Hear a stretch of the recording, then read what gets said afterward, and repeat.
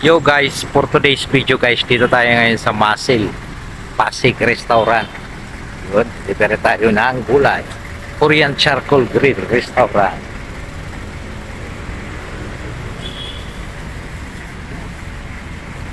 Ito yung mga supply nilang gulay mga idol.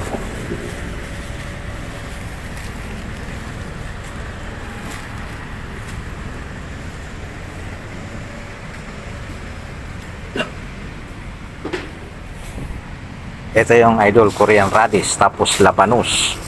Yan, mga dahon. Oh. Ito, minari, kakaiba pang Koreano to, mga idol. Minari. String onion. Yan, oh. Saka ito, inoki. Yan, mga idol, yan ang inoki. Red beets.